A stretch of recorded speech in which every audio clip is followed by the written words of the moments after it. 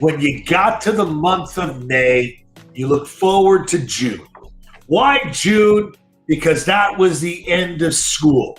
I think when we went to school, David, it was the end of June. But today, end May, beginning June, all colleges get out.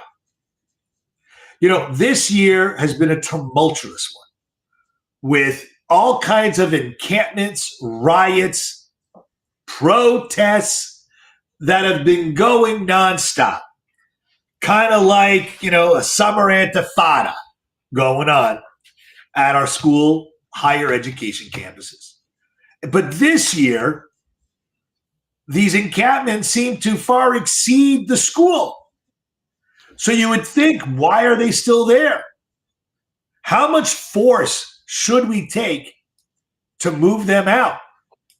Welcome, everybody. This is a podcast called The Rant Network. That's David Solomon. I'm Stuart Briscoe. We're your co-hosts as we peel back layers on a multitude of topics. This being one. Here, it's all about raw, unfiltered dialogue, never pre-recorded, never edited, always an exchange of opinions, ideas, and experiences from literally every corner of life. We're going to dive into this heartfelt current event. As we do most pop culture, politics, and quirks of existence, whether it's venting over today's life's frustrations or tackling huge issues that shape our world, that happen all over the place. That's all under the rant umbrella. So get comfortable in this engaging conversation. David, is it wrong to throw encampments off school property when there is no more school? Is it wrong to request law and order with spray painting and defacing and demeaning property? Is that freedom of speech? Is that hate speech? Is that vandalism? Are there lines crossed? Here in the United States, there is freedom of speech. That doesn't give you freedom to hate speech. It doesn't give you the right to break, cause harm, or threaten. What do you got to say, Dave? Well, let's start from the beginning. What is free speech? Free speech doesn't mean that you can stand up in a movie theater and yell fire, right? That's not free speech. That's disturbing the peace. And, if you do that, there's a limit and you could be, there's criminal intent there. If you go after a politician, and defame a politician, that's not free speech, and if you do it on the web. And believe me, there is all this kind of jurisprudence all over the place, but apparently not when it comes to anti-Semitism. So let's put the line over there. But universities, to me, have become whipping dogs. Universities are these puppies who have decided that they have to, roll over and play dead for these encampments and for these protesters in the guise of free speech. Now, what they didn't realize, and you and I have ranted about this for months, is you give an inch, they don't get what they want. They'll take a hand. If you don't give them a hand, they'll take the foot. And now they're right now going after the body. And if you look at what's happened is that since you said school ends in June, that was high school. Universities used to end around April, early May, and graduations would be at this time of year. And if you look at all the graduations that have come across, you go on YouTube and you watch what's happened. Countless protesters have disrupted a convocation. And one of the ones that I just saw this week, which was probably the most vile, and I don't know which university it is, a student crosses the stage, Stuart, spits on the dean, unfurls a poster, and takes a picture with it. And the photographer, like an idiot, is taking the picture. And I'm sitting there and I'm going, no repercussions. Well, interesting. What do you mean? Spitting is a battery offense in the United States. Well, too bad nothing's been done because, that's just the way it is around here. Now, if you look at what's going on in some universities, because the students are not on campus like they were back in March and April, the encampments are, listen, let's be realistic. And I ranted about this, I think, when you were not here once, is they're leaving because it's too hot. If you wanted an encampment in California right now this time of year, it's 100,000 degrees, you're getting off campus. And so in order to gain some sort of notoriety and some sort of noise and media, they're now invading the president's office, the provost's office, the dean's offices, the administration offices. And we've seen this in numerous universities like USC, Columbia, NYU, Stanford. And this week, Concordia and McGill joined the ranks of these universities. Now, in some cases, the police were called in, and oh boy, and the media cried for the university students. Here in Montreal, same thing. Concordia, they went in, they went out. It was only an hour, but they spray painted the halls, they defaced property. And at McGill, they were taken out with tear gas and whatever. The action was, Stuart, typical university, spoiled university student, you know, I have a right to free speech. I have a right to be here. This is a police state. How dare you? These are university students that are questioning what freedom of speech is. Wow. Isn't that amazing? But the Aren't they going to school? Aren't they learning this in school? Free speech? Because when you have university professors standing up there and saying to the university students, you're right, they're wrong. This is the way we do it. And we did it in the 60s and we did it in the 70s and we always protested and whatever. But the word that was missing in every single time was the word peaceful. It's not a peaceful protest. It never has been a peaceful protest. It was all about, racism. It's all been about discrimination. And you know what? It's exhausting to listen to these protesters whine and cry that they're not getting their food, they're not getting their drink, they're not getting what they want. So now they've ramped it up again. Stuart, if this doesn't go away by the end of August, this is a problem for these universities. Well, I think we've got bigger problems than that. I'm very happy to say that endowments from major donors are moving. Yeah. I think that's super fantastic. I think the universities are so woke and broken that I think it's time that they burned up some of that foundation money to operate and pay their own bills. Because to be clear with you, I haven't seen a single university have any respect that's had an encampment on it. Except I think there was one in Alabama that just wiped it out. One in Florida. A whole bunch of them wiped it out, Stuart, in the South, because I ranted about this. Where there's law and order, there's law and order.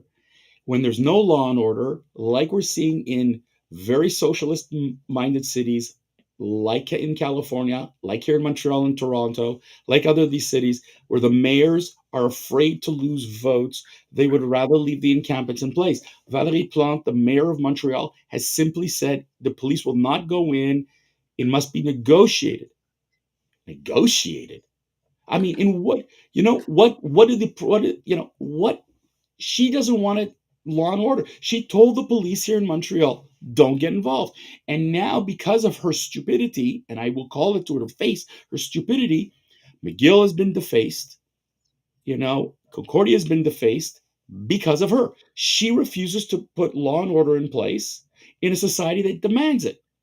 Everybody else, could you imagine you go into your boss, you go into work, you smash windows, you spray paint the hallways, saying, I want you to stop doing this client.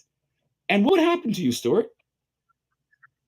Escorted. David, don't you think this sounds a little bit like communism? No, you do that a lot, and I'm not going to go into that. I'm entitled. No, entitlement is not. No, communist. No. No, entitlement. This is a spoiled 21st century Western ideology. It's not communism. I doubt that. That's what Stalin or Lenin or any of them were trying to get to. This is about, very simply put, politicians that want anarchy. And oh, by the way, did I mention the media's complicity in this thing?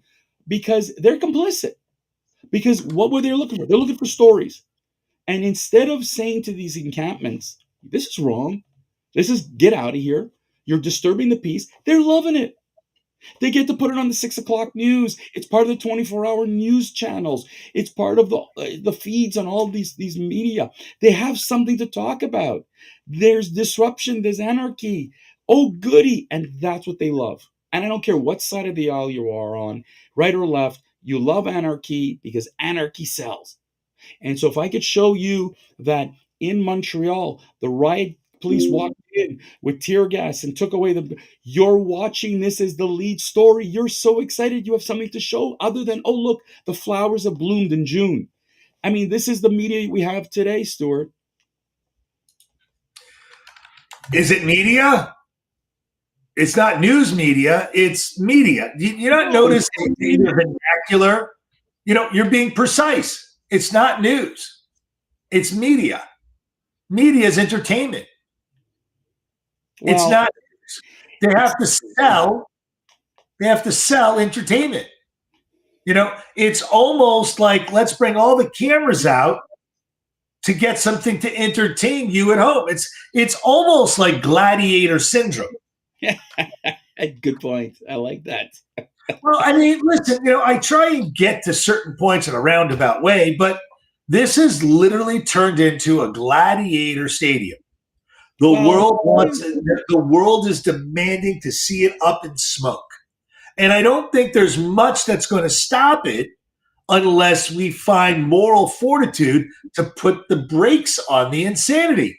When you got guys like Bernie Sanders, who, without even a date plan, refusing to show up somewhere, calling people names. I was waiting for you, but it's not relevant to this conversation. No, but it's relevant for the next conversation. But you know what, Stuart? If you want to talk about Bernie, this goes to the media, right? The one single senator who says, "I refuse," the Jew hater refuses to go, and that's going to make the front page news because a Jew hating Jew it's a great storyline, and this is what has happened, and I'll tell you, Stuart, the lack of morality at the media is unbelievable. They would rather see these are the same people who vilified the communities, who didn't support Black Lives Matter, and now where are they? 2 years ago, you and I talked about Russia invading Ukraine. It's now 2.5 years or whatever it is, and they vilified Russia. Where are they now? And when it was the Me Too movement, and they vilified all these what attacks on women. Where are they now? It's not about morality. The media has no morals whatsoever. They love these encampments, and as long as they can go and create damage and noise and anarchy, they will report it. But the moment the truth needs to come out, the moment reality needs to set in, crickets, crickets.